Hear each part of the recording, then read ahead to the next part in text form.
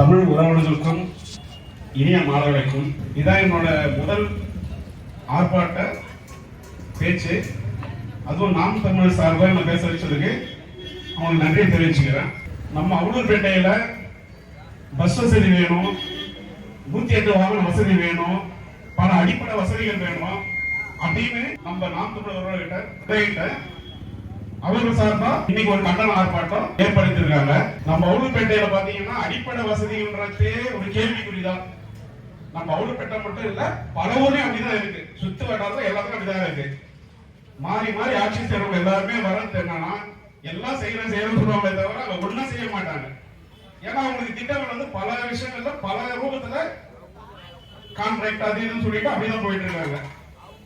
இவ்வளவு பெரிய இந்த பஜார் வீதியில அடிப்படை வசதியான கழிவறை கூட ஒரு உருப்படியா இல்லைங்க.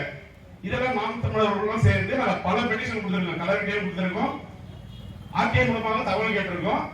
ஆனா பாத்தீங்கன்னா அடிப்படை வசதி ஒண்ணுமே கிடையாது. அதே போல 108 வாகன வசதி வந்து பாத்தீங்கன்னா ஒரு 6 மாசத்துக்கு முன்னாடியே அப்ரூவல் கொடுத்துட்டாங்க. ஏன்னா இந்த ஊருக்கு 108 ஆம்புலன்ஸ் வந்து நாம் தமிழர் மூலமா வரக்கூடாதுன்ற ஒரு எண்ணத்துல இப்ப இருக்கிற ஆட்சியாளர்கள் பாத்தீங்கன்னா தடுக்கிறாங்க. அதுக்கான ஆதாரம் எல்லாமே எங்ககிட்ட இருக்கு. இந்த கேள்வி வந்து ஓட்டு கேட்டு உங்ககிட்ட வருவாங்க பாருங்க, நம்ம ஊரை சேர்ந்தவங்க மற்ற ஆட்சியாளர்கள் எல்லாம் அவங்க கிட்ட இந்த கேள்வியை கேளுங்க. இன்னும் எவ்வளவு இருக்கு, என்னோட முதல் பேசுறதுக்காக நான் எதுவும் முடிச்சுக்கிறேன். நன்றி, வணக்கம். நாம் தமிழர்.